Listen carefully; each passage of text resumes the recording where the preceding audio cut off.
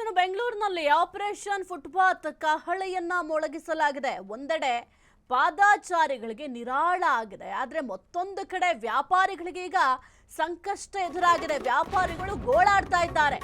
ಬೆಂಗಳೂರಿನಲ್ಲಿ operation footpath ಕಹಳೆ. ಒಂದೆಡೆ ಪಾದಾಚಾರಿಗಳಿಗೆ ನಿರಾಳ, ವ್ಯಾಪಾರಿಗಳಿಗೆ ಸಂಕಷ್ಟ. ಸಿಲಿಕಾನ್ ಸಿಟಿಯಲ್ಲಿ ಫ್ರೀಡಂ ಟಿವಿ ಗ್ರೌಂಡ್ ರಿಪೋರ್ಟ್. ಕೇಂದ್ರ ನಗರ ಪಾಲಿಕೆ ವ್ಯಾಪ್ತಿಯಲ್ಲಿ ಘರ್ಜಿಸಿದ ಜೆಸಿಬಿ.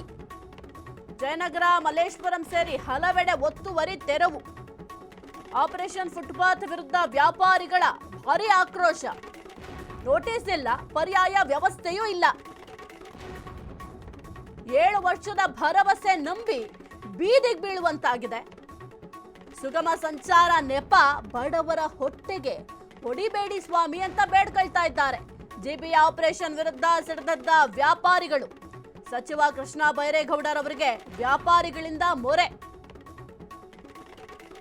ಬೆಂಗಳೂರಿನಲ್ಲಿ ಒಂದು ಆಪರೇಷನ್ ಫುಟ್ಪಾತ್ ಕಹಳೆಯನ್ನ ಅಧಿಕಾರಿಗಳು ಮೊಳಗಿಸಿದ್ದಾರೆ. ಈ ಒಂದು ಫುಟ್ಪಾತ್ನಲ್ಲಿ ಏನು ಅಂಗಡಿ ಅಥವಾ ಮಳಿಗೆಗಳನ್ನ ನಡೆಸಲಾಗ್ತಾ ಇತ್ತು, ಆ ಎಲ್ಲಾ ಮಳಿಗೆಗಳನ್ನು ಕೂಡ ತೆರವು ಮಾಡಲಾಗ್ತಾ ಇದೆ. ಅಂದ್ರೆ ಪಾದಾಚಾರಿಗಳ ಸಂಚಾರಕ್ಕೆ ತೊಂದರೆ ಆಗುತ್ತೆ, ಟ್ರಾಫಿಕ್ ಸಮಸ್ಯೆ ಆಗತ್ತೆ, ಜೊತೆಗೆ ಅಪಘಾತಗಳ ಸಂಖ್ಯೆ ಕೂಡ ಹೆಚ್ಚಾಗತ್ತೆ. ಇಷ್ಟೆಲ್ಲ ಸಮಸ್ಯೆಗಳಾಗೋದ್ರಿಂದ ಸದ್ಯಕ್ಕೆ ಆ ಮಳಿಗೆಗಳನ್ನ ತೆರವು ಮಾಡಬೇಕು ಅಂತ ವ್ಯಾಪಾರಸ್ಥರಿಗೂ ಕೂಡ ಒಂದು ಡೆಡ್ ಲೈನ್ ಅನ್ನ ನೀಡಿದ್ರು. ನಿನ್ನೆಗೆ ಆ ಒಂದು ಡೆಡ್ ಲೈನ್ ಕೂಡ ಮುಕ್ತಾಯ ಆಗಿದೆ. ಈಗ ಸದ್ಯಕ್ಕೆ ಜೆಸಿಬಿಗಳ ಘರ್ಜನೆ ಜೋರಾಗಿದೆ. ನಗರ ಪಾಲಿಕೆ ವ್ಯಾಪ್ತಿಯಲ್ಲಿ ಅಲ್ಲಿದ್ದಂತಹ ಎಲ್ಲ ಅಂಗಡಿಗಳನ್ನು ಕೂಡ, ಅಂದ್ರೆ ಮಳಿಗೆಗಳೇನಿತ್ತು ಅದೆಲ್ಲವನ್ನು ಕೂಡ ತೆರವು ಮಾಡಲಾಗಿದೆ. ದೃಶ್ಯಾವಳಿಯಲ್ಲಿ ಗಮನಿಸ್ತಾ ಇದ್ದೀರಾ ಅಧಿಕಾರಿಗಳು ಯಾವ ರೀತಿ ಕಾರ್ಯಾಚರಣೆಯನ್ನ ಮಾಡಿದ್ದಾರೆ ಅಂತ. ಜೆಸಿಬಿಗಳನ್ನು ತೆಗೆದುಕೊಂಡು ಹೋಗಿ ಈ ಒಂದು ಕಾರ್ಯಾಚರಣೆಯನ್ನ ಮಾಡಿದ್ದಾರೆ. ಮತ್ತೊಂದು ಕಡೆ ವ್ಯಾಪಾರಸ್ಥರು ಕಣ್ಣೀರು ಹಾಕ್ತಾ ಇದ್ದಾರೆ. ಈಗ ಅಧಿಕಾರಿಗಳು ಸಮರ್ಥನೆ ಮಾಡ್ಕೊಳ್ತಾ ಇದ್ದಾರೆ. ನಾವು ಆಲ್ರೆಡಿ ನೋಟಿಸ್ ಕೊಟ್ಟಿದ್ದೀವಿ, ಒಂದು ಡೆಡ್ ಲೈನ್ ಅನ್ನು ಕೂಡ ಹೇಳಿದ್ದೀವಿ, ಇಷ್ಟೆಲ್ಲ ನಾವು ಅವಕಾಶವನ್ನ ಮಾಡಿಕೊಟ್ರು ಕೂಡ ಅಲ್ಲಿಯೇ ವ್ಯಾಪಾರವನ್ನ ಮಾಡ್ತಾ ಇದ್ದಾರೆ. ಹಾಗಾಗಿ ನಾವು ಈ ರೀತಿಯ ಕಠಿಣ ಕ್ರಮವನ್ನ ಜರುಗಿಸಲೇಬೇಕಾಯ್ತು ಅಂತ ಅಧಿಕಾರಿಗಳು ಹೇಳ್ತಾ ಇದ್ರೆ, ಮತ್ತೊಂದು ಕಡೆ ವ್ಯಾಪಾರಸ್ಥರು ನಮ್ಗೆ ಯಾವುದೇ ರೀತಿಯ ನೋಟಿಸ್ ಕೂಡ ಕೊಟ್ಟಿಲ್ಲ, ನಮ್ಗೆ ಯಾವುದೇ ರೀತಿಯ ಮಾಹಿತಿ ಕೂಡ ಇಲ್ಲ, ಮಾಹಿತಿ ನೀಡದೆ ಈ ರೀತಿ ತೆರವು ಕಾರ್ಯಾಚರಣೆಯನ್ನ ಮಾಡ್ತಾ ಇದ್ದಾರೆ. ಅದರ ಜೊತೆಗೆ ಪರ್ಯಾಯ ವ್ಯವಸ್ಥೆಯನ್ನು ಕೂಡ ಕಲ್ಪಿಸಿಕೊಟ್ಟಿಲ್ಲ ಅಂತ ವ್ಯಾಪಾರಸ್ಥರು ಅಧಿಕಾರಿಗಳ ವಿರುದ್ಧ ಈಗ ಭಾರಿ ಆಕ್ರೋಶವನ್ನು ಕೂಡ ವ್ಯಕ್ತಪಡಿಸ್ತಾ ಇದ್ದಾರೆ. ಇದರ ಜೊತೆಗೆ ಸಚಿವರಾಗಿರುವಂತಹ ಕೃಷ್ಣ ಬೈರೇಗೌಡ ಅವ್ರಿಗೂ ಕೂಡ ವ್ಯಾಪಾರಿಗಳು ಮೊರೆ ಹೋಗ್ಲಿಕ್ಕೆ ನಿರ್ಧಾರವನ್ನು ಕೂಡ ಮಾಡಿಕೊಂಡಿದ್ದಾರೆ. ಈಗ ಆಲ್ರೆಡಿ ಈ ಒಂದು ಕಾರ್ಯಾಚರಣೆ ಜೋರಾಗಿ ನಡೀತಾ ಇದೆ. ಇನ್ನು ಬಹಳ ಪ್ರಮುಖವಾಗಿ ಜಯನಗರ ಆಗಿರಬಹುದು, ಮಲ್ಲೇಶ್ವರಂ ಆಗಿರ್ಬೋದು, ಇಲ್ಲೆಲ್ಲ ಸ್ವಲ್ಪ ಶಾಪಿಂಗ್ ಸ್ಟ್ರೀಟ್ಗಳು ಹೆಚ್ಚಾಗಿದೆ. ಅದರ ಜೊತೆಗೆ ಸಾಕಷ್ಟು ಅಂಗಡಿ ಮಳಿಗೆಗಳು ಈ ಭಾಗಗಳಲ್ಲಿ ಅತಿ ಹೆಚ್ಚಾಗಿರೋದ್ರಿಂದ ಅದೆಲ್ಲವನ್ನು ಕೂಡ ತೆರವನ್ನ ಮಾಡಲಾಗಿದೆ. ಇನ್ನು ಬಹಳ ಪ್ರಮುಖವಾಗಿ 2014 ಆ ಒಂದು ಕಾಯ್ದೆ ಏನಿದೆ, ವ್ಯಾಪಾರಸ್ಥರ ಕಾಯ್ದೆಯ ಪ್ರಕಾರ ಪರ್ಯಾಯ ವ್ಯವಸ್ಥೆಯನ್ನ ಕಲ್ಪಿಸಿಕೊಡ್ಬೇಕಾಗತ್ತೆ. ಈ ರೀತಿಯಾಗಿ ಮಳಿಗೆಗಳನ್ನ ನಿರ್ಮಾಣ ಮಾಡಿಕೊಂಡಿರುವಂತಹ ವ್ಯಾಪಾರಸ್ಥರ ಹೊಟ್ಟೆ ಮೇಲೆ ಹೊಡೆಯುವ ಕೆಲಸವನ್ನ ಮಾಡಬಾರ್ದು, ಅವರಿಗೆ ಪರ್ಯಾಯ ವ್ಯವಸ್ಥೆಯನ್ನು ಕೂಡ ಕಲ್ಪಿಸಿಕೊಡ್ಬೇಕಾಗತ್ತೆ. ಆದ್ರೆ ಯಾವುದೇ ರೀತಿಯ ಪರ್ಯಾಯ ವ್ಯವಸ್ಥೆಯನ್ನು ಕೂಡ ಸೂಚಿಸಿಲ್ವಂತೆ. ಅದರ ಜೊತೆಗೆ 7 ವರ್ಷದ ಹಿಂದೆಯೂ ಕೂಡ ಇದೇ ರೀತಿಯ ತೆರವು ಕಾರ್ಯಾಚರಣೆಯನ್ನ ಮಾಡಲಾಯಿತು. ಸಾಕಷ್ಟು ಮಳಿಗೆಗಳನ್ನ ತೆರವು ಮಾಡಿದ್ರು. ಆ ಒಂದು ಸಂದರ್ಭದಲ್ಲಿ ವ್ಯಾಪಾರಸ್ಥರಿಗೆ ಒಂದು ಭರವಸೆಯನ್ನು ಕೂಡ ಕೊಟ್ಟಿದ್ರು. ಏನು BBMP ಅಸ್ತಿತ್ವದಲ್ಲಿತ್ತು, ಆ ಒಂದು ಸಂದರ್ಭದಲ್ಲಿ ವ್ಯಾಪಾರಸ್ಥರಿಗೆ ಒಂದು ಭರವಸೆ ಕೊಟ್ಟಿದ್ರು, ನಿಮಗೆ ಪರ್ಯಾಯ ವ್ಯವಸ್ಥೆಯನ್ನು ನಾವು ಮಾಡಿಕೊಟ್ಟೇ ಕೊಡ್ತೀವಿ ಅಂತ ಹೇಳಿದ್ರು. ಇದುವರೆಗೂ ಕೂಡ ಆ ಒಂದು ಭರವಸೆಯೂ ಕೂಡ ಈಡೇರಿಲ್ಲ ಅಂತ ವ್ಯಾಪಾರಸ್ಥರು ಅಳಲನ್ನ ತೋಡ್ಕೊಂಡಿದ್ದಾರೆ. ಇನ್ನು ಸಿಲಿಕಾನ್ ಸಿಟಿಯಲ್ಲಿ ನೀವು ಗಮನಿಸ್ತಾ ಇದ್ದೀರಾ ಯಾವ ರೀತಿ ಒಂದು ಅಧಿಕಾರಿಗಳು ಭರ್ಜರಿಯಾಗಿ ಒಂದು ಕಡೆ ಕಾರ್ಯಾಚರಣೆಯನ್ನ ಮಾಡ್ತಾ ಇದ್ದಾರೆ. ಬಹಳ ಪ್ರಮುಖವಾಗಿ ಪಾದಾಚಾರಿಗಳಿಗೆ ತೊಂದರೆ ಆಗ್ತಾ ಇತ್ತು. ಅದರ ಜೊತೆಗೆ ನೀವು ಮಲ್ಲೇಶ್ವರಂ ಹೋಗಿರಬಹುದು ಅಥವಾ ಜಯನಗರ ಆಗಿರಬಹುದು, ಅಲ್ಲೆಲ್ಲ ಎಷ್ಟರ ಮಟ್ಟಿಗೆ ಟ್ರಾಫಿಕ್ ಜಾಮ್ ಆಗ್ತಾ ಇತ್ತು ಅಂದ್ರೆ ವಾಹನ ಸವಾರರಿಗೂ ಕೂಡ ಕಿರಿಕಿರಿ ಆಗ್ತಾ ಇತ್ತು. ಅಯ್ಯೋ ಈ ಟ್ರಾಫಿಕ್ ಅಲ್ಲಿ ಹೆಂಗಪ್ಪ ಹೋಗೋದು ನಾವು, ಅಯ್ಯೋ ಆ ಒಂದು ರೂಟೇ ಹೋಗೋದು ಬೇಡ ಬಿಡು, ಪರ್ಯಾಯ ವ್ಯವಸ್ಥೆ ಮಾಡ್ಕೊಳ್ಳೋಣ, ಬೇರೆ ರೂಟಲ್ಲಿ ಹೋಗೋಣ ಅನ್ನೋ ಒಂದು ಮನಸ್ಥಿತಿಗೆ ಬಂದ್ಬಿಟ್ಟಿದ್ರು. ಅಷ್ಟರ ಮಟ್ಟಿಗೆ ಟ್ರಾಫಿಕ್ ಸಮಸ್ಯೆಗಳಾಗ್ತಾ ಇತ್ತು. ಇದರ ಜೊತೆಗೆ ಅತಿ ಹೆಚ್ಚು ಈಗ ಶಾಪಿಂಗ್ ಅಂತಂದ್ರೆ ನಿಮಗೂ ಕೂಡ ಗೊತ್ತಿರುತ್ತೆ, ಹೆಚ್ಚಿನ ಪ್ರಮಾಣದಲ್ಲಿ ಜನರಿರ್ತಾರೆ. ಜೊತೆಗೆ ಈ ಶಾಪಿಂಗ್ ಮಾಡುವಂತಹ ಸಂದರ್ಭದಲ್ಲಿ ಹೆಚ್ಚಿನ ಒಂದು ಜನ ಸೇರೋದ್ರಿಂದ ಅಲ್ಲಿ ಓಡಾಡ್ಲಿಕ್ಕೂ ಕೂಡ ಕಷ್ಟ ಆಗ್ತಾ ಇತ್ತು. ವ್ಯಾಪಾರ ನಡೀತಾ ಇದ್ರು ಕೂಡ ಒಂದು ಕಡೆ ವಾಹನ ಸಂಚಾರ ಮಾಡ್ಲಿಕ್ಕೂ ಕೂಡ ತೊಡಕಾಗ್ತಾ ಇತ್ತು. ಇದೆಲ್ಲವನ್ನು ಕೂಡ ಗಮನದಲ್ಲಿಟ್ಕೊಂಡು ಈ ಒಂದು ತೆರವು ಕಾರ್ಯಾಚರಣೆಯನ್ನ ಮಾಡಲಾಗ್ತದೆ. ಈ ಕುರಿತು ಹೆಚ್ಚಿನ ಮಾಹಿತಿನ ನೀಡಲಿಕ್ಕೆ ನಮ್ಮ ಪ್ರತಿನಿಧಿ ದೀಪಾ ಲೈವ್ ನಲ್ಲಿ ಜಾಯ್ನ್ ಆಗಿದ್ದಾರೆ. ದೀಪಾ, ಸದ್ಯಕ್ಕೆ ಬೆಂಗಳೂರಿನಲ್ಲಿ ಅಧಿಕಾರಿಗಳು ಭರ್ಜರಿಯಾಗಿ ಕಾರ್ಯಾಚರಣೆಯನ್ನ ಮಾಡ್ತಾ ಇದ್ದಾರೆ. ಈ ಒಂದು ಮಳಿಗೆಗಳನ್ನ ತೆರವು ಮಾಡ್ತಾ ಇದ್ದಾರೆ. ಮತ್ತೊಂದು ಕಡೆ ವ್ಯಾಪಾರಸ್ಥರು ಕೂಡ ಭಾರಿ ಆಕ್ರೋಶವನ್ನ ವ್ಯಕ್ತಪಡಿಸ್ತಾ ಇದ್ದಾರೆ. ಸದ್ಯಕ್ಕೆ ಏನಾಗ್ತಾ ಇದೆ ಮೆಜೆಸ್ಟಿಕ್ ನಲ್ಲಿ?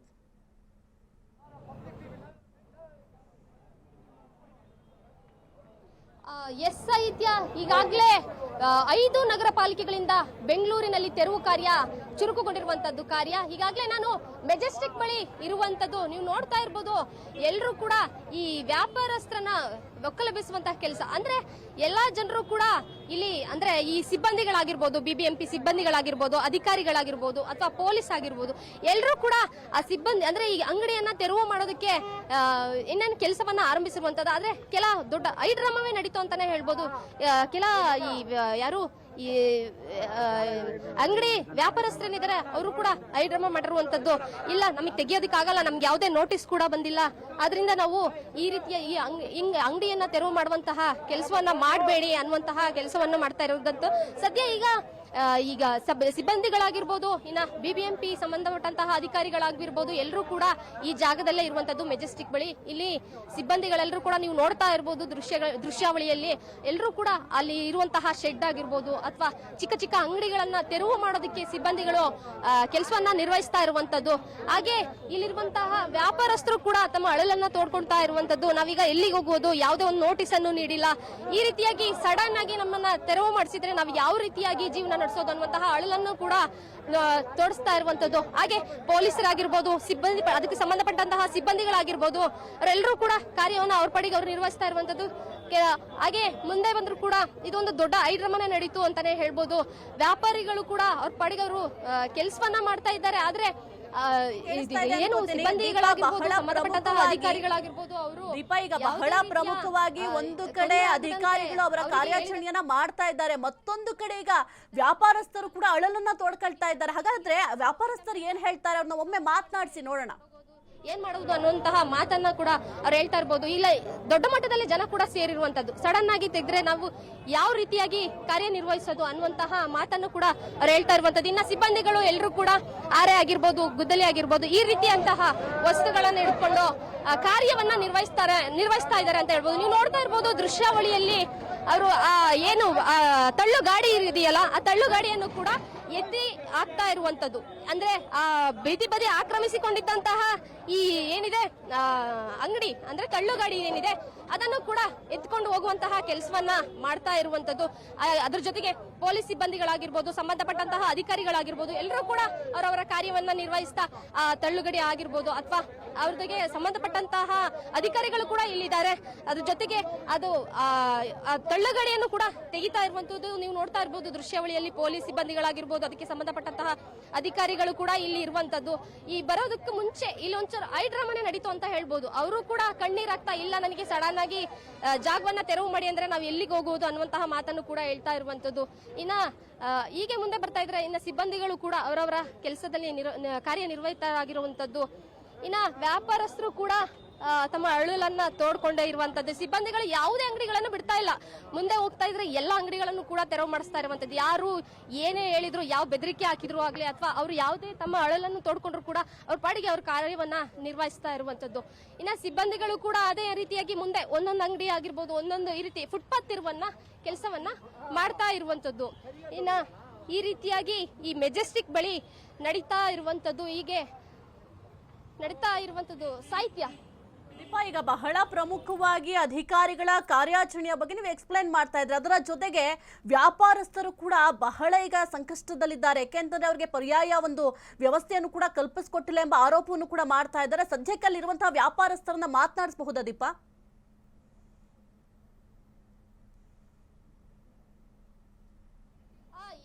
ಮಾತನಾಡಿಸಬಹುದು ಸಾಹಿತ್ಯ.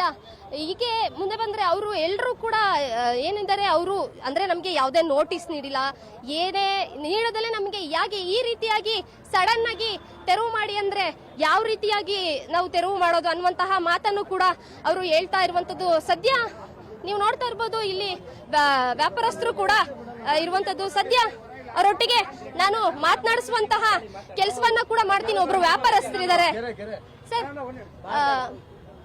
ಸರ್ ಗಂಟ್ಲು ಇಲ್ಲ, ನಾಷ್ಟ ಇಲ್ಲ, ಊಟ ಇಲ್ಲ, ಏನಿಲ್ಲ, ಏನ್ ಸಾಯೋದಂತಾನೆ ಗೊತ್ತಿಲ್ಲ.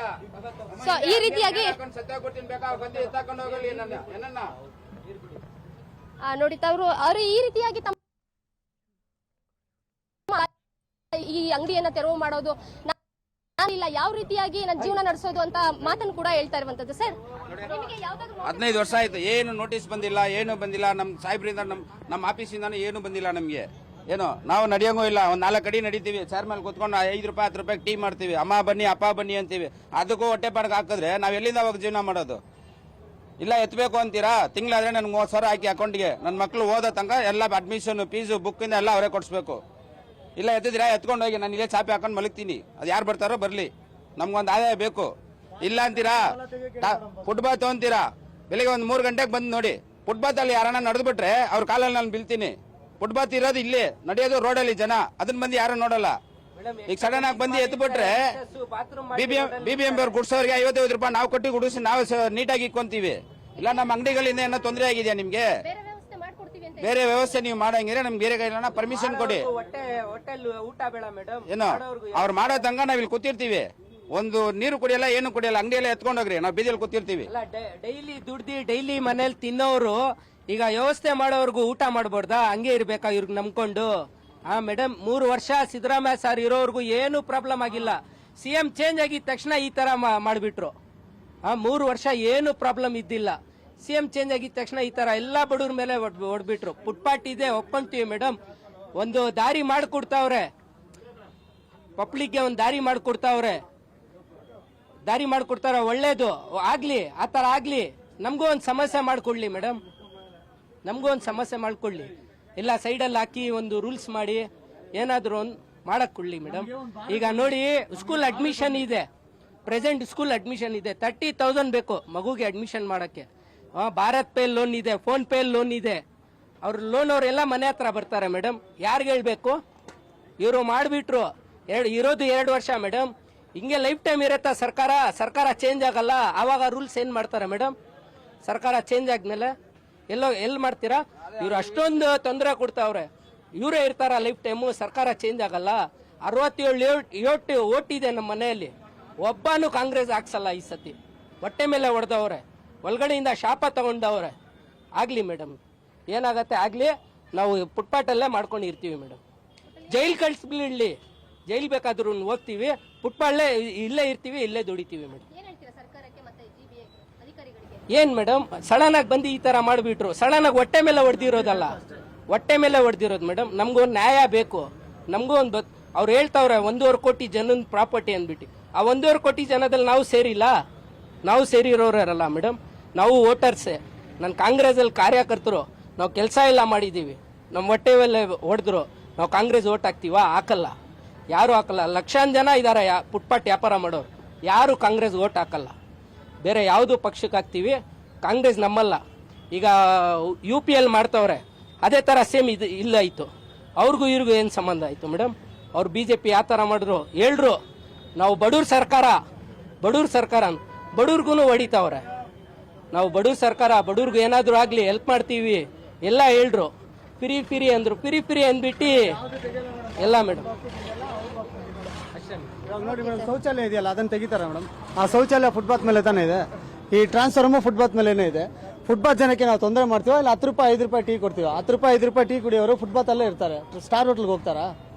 ಇವಾಗ ಕಾಂಕ್ರೀಟ್ ರಸ್ತೆನೇ ಹಾಕ್ತಾರೆ, ನಾವು ತಾರ್ ರಸ್ತೆ ಹಾಕ್ತೀವಿ ಅಂತ ಕೇಳ್ತೀವ. ಸ್ಲಮ್ನ ಇಂಪ್ರೂವ್ ಮಾಡೋಕ್ಕಾಗಲ್ಲ. ಇದುವರೆಗೂ ನಮ್ಮ ಏರಿಯಾದಲ್ಲಿ ಸ್ಯಾನಿಟರಿ ಪ್ರಾಬ್ಲಮ್, ವಾಟರ್ ಪ್ರಾಬ್ಲಮ್ ಇದೆ. ಅದು 1.5 ಕೋಟಿ ಜನದಲ್ಲಿ ತಾನೇ ಸೇರುತ್ತೆ. ನಾವು ನಮಗೋಸ್ಕರ ಇವಾಗ ಕಾಂಗ್ರೆಸ್ ಅವ್ರು ಕೊಟ್ಟಿದ್ದಾರೆ, ಇದನ್ನ ನಾವು ಉಳಿಸ್ಕೋಬೇಕು. ಕಾಂಗ್ರೆಸ್ ಅವರು ಈ ಬಾಕ್ಸ್ನ ತೆಗಿಬಾರ್ದು. 15 ವರ್ಷ ಆಯ್ತು ಮೇಡಮ್ ನಾವು ಈ ಕಡೆ ಬಂದು. ಇವಾಗ ಇಲ್ಲ ಪಾರ್ಟ್ ಟೈಮ್ ಜಾಬ್ ಕೊಡೋಕೆ ಹೇಳಿ, ನಾವು ಪಾರ್ಟ್ ಟೈಮ್ ಜಾಬ್ ಮಾಡ್ತೀವಿ. ಕೆಲಸ ಯಾವ್ದು ಬೇಕಂದ್ರೆ ಮಾಡ್ತೀವಿ, ನಮಗೆ ಕೆಲಸ ಕೊಡೋಕೆ ಹೇಳಿ. ಇವಾಗ ನಾವು ಅಂಗಡಿ ತೆಗೆಯಲ್ಲ ಮೇಡಮ್, ಯಾರೇ ಬಂದರೂ ತೆಗೆಯಲ್ಲ. ಇಲ್ಲಾಂದ್ರೆ ಟ್ರಾನ್ಸ್ಫರ್ ಇಲ್ಲಿ ನೋಡಿ ಬಾಕ್ಸ್ ಎಲ್ಲಿದೆ, ಟ್ರಾನ್ಸ್ಫರ್ ಎಷ್ಟು ಮುಂದೆ ಇದೆ, ಅದೆಲ್ಲ ಗೌರ್ಮೆಂಟ್ ಹಾಕೋಬೋದಾ? ರೋಡಲ್ಲಿ ಜಾಗ ನಮಗೆ ಕೊಡಿಲ್ಲ ಮೇಡಮ್, ಬೇರೆ ಎಲ್ಲರೂ ಕೊಡಲಿ, ಹೋಗ್ತೀವಿ. ಎಲ್ಲಿದೆ ಜಾಗ? ಇದು ಜಾಗ ಅಲ್ವಾ ಮೇಡಮ್? ಇವಾಗ ಫುಟ್ಪಾತ್ ನಾವು ಗೂಡಿಸ್ತೀವಿ ಡೈಲಿ, ಯಾವ ಕಾರ್ಪೊರೇಷನ್ ಅವರು ಬರಲ್ಲ, ನಾವು ಗೂಡಿಸ್ತೀವಿ. ಇಲ್ಲೋ ಗೆರೆ ಕೊಟ್ಬಿಡಕ್ಕೆ ಹೇಳಿ, ಇದ್ರ ಆಚೆ ಬರಬಾರ್ದು ಅಂತ ಒಂದು ಮಾರ್ಕೆಟ್ ಅಲ್ಲೆಲ್ಲ ರೂಲ್ಸ್ ಹಾಕಿದ್ದಾರೆ ಮೇಡಮ್. ಹಂಗ ಟ್ರಾನ್ಸ್ಫರ್ ತೊಂದರೆ ಅಲ್ಲ, ಟ್ರಾನ್ಸ್ಫರ್ ಫುಟ್ಪಾತ್ ಮುಚ್ಕೊಂಡಿದೆಯಲ್ಲ ಮೇಡಮ್. ಇವಾಗ ಯಾರಾದ್ರೂ ಫುಟ್ಪಾತ್ ಅಲ್ಲಿ ನಡೆಯೋರು ಟ್ರಾನ್ಸ್ಫರ್ ಮೇಲೆ ಹತ್ಕೊಂಡು ಹೋಗ್ತಾರ. ಇಲ್ಲಿ ರೀಸಸ್ ಎಲ್ಲ ಮಾಡ್ತಾ ಇದಾರೆ ಮೇಡಮ್. ನಡೆಯೋ ಜನಕ್ಕೆ ಡಿಸ್ಟರ್ಬ್ ಆಗುತ್ತೆ. ನಾವು ಸ್ವಚ್ಛತೆಯಾಗಿ ಇಟ್ಕೊಳ್ತಾ ಇದೀವಿ. ನಾವು ಡೈಲಿ 50 ರೂಪಾಯಿ ಕೊಟ್ಟು ನಾವೇ ಕ್ಲೀನ್ ಮಾಡ್ತೀವಿ, ಪೆನಾಯಿಲ್ ಹಾಕ್ತೀವಿ. ಯಾವ್ದಾದ್ರು ಗೂಡ್ಸೋರು ಪೆನಾಯಿಲ್ ಹಾಕ್ತಾರಾ? ಸಾಯಂಕಾಲದಲ್ಲಿ ಬಂದು ನೋಡಿ ಕ್ಲೀನಾಗಿ ಗೂಡಿಸ್ಬಿಟ್ಟು ಜನಗಳಿಗೆ ಡಿಸ್ಟರ್ಬ್ ಆಗದೇ ಇರೋ ಥರ ನೋಡ್ಕೊಳ್ತೀವಿ ಮೇಡಮ್. ಈ ಜಾಗ ತುಂಬಾ ಅಸಹ್ಯವಾಗಿತ್ತು ಮೇಡಮ್. ಇಲ್ಲಿ ಬಾತ್ರೂಮ್ ಎಲ್ಲ ಹೋಗ್ತಾನೆ, ನನ್ನ ಹತ್ರ ಫೋಟೋ ಇದೆ, ಎಲ್ಲ ಫೋಟೋ ತೋರಿಸ್ತೀವಿ. ಇಲ್ಲಿ ಬಾತ್ರೂಮ್ ಹೋಗ್ತಾ ಇದ್ದಾರೆ ತುಂಬಾ ಜನ. ಹುಚ್ಚೆ ಇಲ್ಲೇ ಮಾಡೋದು, ಬಾತ್ರೂಮ್ ಅಲ್ಲಿ ಇದ್ರು ಎಲ್ಲ ಹುಚ್ಚೆ ಇಲ್ಲೇ ಮಾಡೋದು. ನಾವು ಕ್ಲೀನ್ ಮಾಡ್ತಾ ಇದೀವಿ. ಇಲ್ಲ ನಮಗೊಂದು ಗೆರೆ ಕೊಟ್ಬಿಡಕ್ಕೆ ಹೇಳಿ ನಾವು ಬಾಕ್ಸ್ ಅದ್ರಲ್ಲಿ ಒಳಗಡೆ ಇಟ್ಕೊಳ್ತೀವಿ, ಯಾರಿಗೂ ತೊಂದರೆ ಇಲ್ಲ ಮೇಡಮ್. 5 ರೂಪಾಯಿ ಕೋಡ್ಬಳೆ ಚಕ್ಲಿ ತಿನ್ನೋರು ಫುಟ್ಪಾತ್ ಅಲ್ಲಿ ಬರದೆ ಏನು ಹೋಟ್ಲಿಗೆ ಹೋಗ್ತಾರೆ? 5 ರೂಪಾಯಿ 10 ರೂಪಾಯಿ ವ್ಯಾಪಾರ ಮಾಡೋರ್ನ ಈ ತರ ಡಿಸ್ಟರ್ಬ್ ಮಾಡಿದ್ರೆ ಅವ್ರು ಎಲ್ಲಿ ಹೋಗ್ತಾರೆ? ಇವಾಗ ವಯಸ್ಸಾದವ್ರು ಬರ್ತಾರೆ, ನೀರು ಬೇಕು, ಬಿದ್ದು ಸತ್ತೋಗ್ಲಿ ಅಂತ ಬಿಟ್ಬಿಡೋದಾ? ಇಲ್ಲ ನಾವು ಒಂದು 10 ರೂಪಾಯಿ ನೀರು ಕೊಟ್ಟು ಉಳಿಸೋದು ಅವ್ರನ್ನ? ಜನಗಳು ಮೇಡಮ್, ಜನಗಳಿಗೋಸ್ಕರನೇ ಇವಾಗ ಫುಟ್ಪಾತ್ ಅಂಗಡಿ ಇಕ್ಕಿರೋರು ಫುಟ್ಪಾತ್ ಜನಕ್ಕೆ. ನಾವು ಬೇರೆಯವ್ರಿಗೆ ಏನು ಬೆಂಚ್ ಕಾರಲ್ಲಿ ಬಂದಿಲ್ಲ ಯಾರು ತಿಂತಾರ? ಫಸ್ಟ್ ರಸ್ತೆನ ಕರೆಕ್ಟಾಗಿ ಹಾಕಿ ಕೇಳಿ, ಸ್ಲಿಮ್ನ ಫಸ್ಟ್ ಇಂಪ್ರೂವ್ ಮಾಡಕ್ಕೆ ಹೇಳಿ. 60 ವರ್ಷದಿಂದ ಸ್ಲಿಮ್ಮಲ್ಲೇ ಇದೀವಿ ನಾವು, 60 ವರ್ಷದಿಂದ. ಇದು ಬಂದು 15 ವರ್ಷ ಆಯಿತು. 60 ವರ್ಷದಿಂದ ಸ್ಲಿಮ್ ಆಗೇ ಇದೆ. ಅದನ್ನು ಫಸ್ಟ್ ಇಂಪ್ರೂವ್ ಮಾಡಕ್ಕೆ ಹೇಳಿ. ಆಮೇಲೆ ಫುಟ್ಪಾತಲ್ಲಿ ನಾವು ಒಂಥರ ನಾವು ದರೋಡೆ ಮಾಡೋರಲ್ಲ, ಕಷ್ಟಪಟ್ಟು ತಿನ್ನೋರು. ಇಲ್ಲದೆ ಇರೋರಿಗೆ ನಾವು ನಮ್ಮ ಮೂಲಕ ಒಂದು 5 ರೂಪಾಯಿ ಹೆಲ್ಪ್ ಆಗುತ್ತೆ. ಇವಾಗ ಸ್ಟಾರ್ ಕಾಫಿಯಲ್ಲಿ ಹೋಗಿ 5-10 ರೂಪಾಯಿ ಟೀ ಕೊಡಿ ಅಂದ್ರೆ ಕೊಡ್ತಾನ? ನಾವು ಕೊಡ್ತೀವಿ. ಕಾಸಿಲ್ಲ ಅಂದ್ರೆ 10 ರೂಪಾಯಿ ಟೀ ಫ್ರೀಯಾಗಿ ಕೊಟ್ಟು ಕಳಿಸ್ತೀವಿ. ಎಷ್ಟು ಜನ ಕೊಟ್ಟಿದ್ದೀವಿ ಕೇಳಿ? ತುಂಬಾ ಜನಕ್ಕೆ ನೀರೇ ವಾಪಸ್ ಫ್ರೀಯಾಗಿ ಕೊಡ್ತೀವಿ ಮೇಡಮ್ ನಾವು. ನಮ್ಮ ಮನ್ಸು ಇವಾಗ ದಿನೇಶ್ ಸಾಹೇಬ್ರ ಹತ್ರ ಹೋಗಿ ನಾವು ಕೇಳ್ತೀವಿ, ನಮಗೆ ಈ ಜಾಗ ಬೇಕೇ ಬೇಕು. 15 ವರ್ಷ ಇಲ್ಲಿ ಇದ್ಬಿಟ್ಟು ತಿರ್ಗಾ ಹೋಗು ಅಂದ್ರೆ ಎಲ್ಲಿ ಹೋಗೋದು ಮೇಡಮ್? ನಮಗೆ ಒಂದು ಬಾರ್ಡರ್ ಕಟ್ಕೊಟ್ಬಿಡ್ಲಿ, ಪಬ್ಲಿಕ್ ನಾವೇನು ತೊಂದರೆ ಮಾಡಲ್ಲ. ಇರೋ ಜಾಗನ ಕ್ಲಿಯರ್ ಆಗಿ ನೋಡ್ಕೊಳ್ತೀವಿ, ನಾವೇ ಗುಡಿಸ್ತೀವಿ, ನಾವೇ ರಂಗೋಲಿ ಬಿಡ್ತೀವಿ, ನಾವೇ ಪೆನಾಯಿಲ್ ಹಾಕ್ತೀವಿ, ನಾವೇ ಒರೆಸ್ತೀವಿ. ಪಬ್ಲಿಕ್ಗೆ ನಮ್ಗೆ ನಿಂದ ಹೆಲ್ಪ್ ಆಗುತ್ತೆ ಹೊರತು ಡಿಸ್ಟರ್ಬ್ ಆಗೋದೇ ಇಲ್ಲ, ಆಗಿದ್ದು ಇಲ್ಲ. ಗಾಂಧಿನಗರ ಕ್ಷೇತ್ರದಲ್ಲಿ MLA ತುಂಬಾ ಒಳ್ಳೇದು ಮಾಡೋಣ ಮೇಡಮ್. ಪಾಪ ಆಯಪ್ಪ ಬಂದ್ಬಿಟ್ಟು ಇವತ್ತವರೆಗೂ ಇಂಥ MLA ಸಿಕ್ಕಿದ್ದು ನಮ್ಮ ಭಾಗ್ಯ. ದಿನೇಶ್ ಗುಂಡೂರಾವ್ ಅಂತ ಸಾಹೇಬರು ಸಿಕ್ಕಿರೋದು ನಮ್ಮ ಭಾಗ್ಯ. ಆದರೆ ಪ್ರತಿಯೊಂದು ಬಡವರು ಲಕ್ಷಾಂತರ ಜನ ಅವರೇ ಎಲ್ಲಿ ಹೋಯ್ತಾರೆ? ಇಲ್ಲ ಏನೋ ಕೆಲಸ ಕೊಡಲಿ, ಕೆಲಸ ಮಾಡಮ್ಮ. ಯಾವ್ದು ಕೆಲಸ ಇಲ್ಲ ಅಂದ್ರೆ ಏನು ಮಾಡೋದು? ವಿಷ ಕೊಡ್ಕೊಂಡೆ ಸಾಯ್ಬೇಕು ಬಡವರು ಅಷ್ಟೇ. ಇನ್ನೇನು ಮಾಡ್ತಾರೆ ಹೇಳಿ? ಎಷ್ಟು ದಿನ ಅಂತ ನಾವು ಹೊಟ್ಟೆಸ್ಕೊಂಡಿರಮ್ಮ. ಏನು ಇಲ್ಲಿ ಯಾರಿಗೂ ತೊಂದರೆ ಇಲ್ಲ ನೋಡಿ. ಇದು ಅವ್ರು ಹೇಳ್ದಂಗೆ ಟ್ರಾನ್ಸ್ಫಾರ್ಮ್ ಐತೆ, ಆ ಕಡೆ ಇದೈತೆ, ಸ್ವಚ್ಛ ಇದು ಬಾತ್ರೂಮ್ ಇದೈತೆ, ಎಲ್ಲ ಅದೆಲ್ಲ ಇಲ್ವಾ? ಒಂದು ಗೆರೆ ಕೊಡ್ಲಿ, ನಾವು ಒಳಗಡೆ ಇರ್ತೀವಿ, ಹೊರಗಡೆ ಯಾವುದು ಬರಲ್ಲ. ಎಷ್ಟೋ ಸಾವಿರಾರು ಜನ ಬದುಕ್ತಾರೆ ಮೇಡಮ್ ಇಲ್ಲಿ. ಬಿಟ್ರೆ ಇವತ್ತು ವಿಷ ಕುಡಿಯೋಂತ ಪರಿಸ್ಥಿತಿಯಲ್ಲಿ ಅವ್ರೆ ಏನು. ಅದರಿಂದ ಆದ್ರೆ ಇಂಥ ಸಾಹೇಬರು ಸಿಕ್ಕಿರೋದು ನಮಗೆ ಪುಣ್ಯ. ದಿನೇಶ್ ಗುಂಡೂರಾವ್ ಅಂತ ಸಾಹೇಬರು ಸಾವಿರಾರು ಜನಕ್ಕೆ ಇಲ್ಲಿ ದಾರಿ ಮಾಡಿಕೊಟ್ಟವ್ರೆ. ಆಯಪ್ಪ ಬಂದ್ಬಿಟ್ಟು ಏನು ಆಯಪ್ಪನ ಬಗ್ಗೆ ಇಲ್ಲ. ಇವತ್ತು ರೂಲ್ಸ್ ಮಾಡೋರೆ, ರೂಲ್ಸ್ ಅನ್ನು ಮಾಡ್ಬಿಟ್ಮೇಲೆ ಬಡವ್ರೆ ಮಾಡೋರು ಮೇಡಮ್, ಕಾಂಗ್ರೆಸ್ ಅವರೇ ಮಾಡೋರೆ. ಆದ್ರೆ ಎಲ್ಲಿ ಹೋಗ್ತಾರೆ ಬಡವರು? ದಾರಿ ಕೊಡ್ಲಿ, ಬದುಕೊಂಡ್ ದಾರಿ ಕೊಡ್ಲಿ, ಇಲ್ಲ ಕೆಲಸ ಕೊಡ್ಲಿ. ಯಾವ ಕೆಲಸ ಕೊಟ್ರೆ ಮಾಡಕ್ ನಾವು ಸಿದ್ಧವಾಗಿದ್ದೀವಿ. ಹಾಕಿರೋ ಗೆರೆಯಿಂದ ನಾವು ದಾಟ್ ಬರಲ್ಲ. ನಮ್ಗೆ ಒಳಗಡೆ ಏನಿದೆ ನಮ್ಗೆ ಕೊಡಿ, ನಾವು ಅದ್ರಲ್ಲಿ ವ್ಯಾಪಾರ ಮಾಡ್ಕೋತೀವಿ. ಎಷ್ಟೋ ದೂರಿಂದ ಬಂದು ಇಲ್ಲಿ ಬಂದ್ಬಿಟ್ಟು ವ್ಯಾಪಾರ ಮಾಡ್ತಿರ್ತೀವಿ. ಎಷ್ಟೋ ವರ್ಷಗಟ್ಟಲೆ ನಮ್ಮ ಮನೆ ಮಠ ಎಲ್ಲ ಇದರಿಂದಾನೇ ನಡೆದಿರುತ್ತೆ. ಅದನ್ನೆಲ್ಲ ಬಿಟ್ಬಿಟ್ಟು ಇದನ್ನೇ ನಂಬ್ಕೊಂಡು ಕುತ್ಕೊಂಡಿರ್ತೀವಿ. ನೀವು ಗೇರೆ ಹಾಕಿ, ಆ ಗೇರೆಯಿಂದ ನಾವು ಈ ಕಡೆ ಬರಲ್ಲ.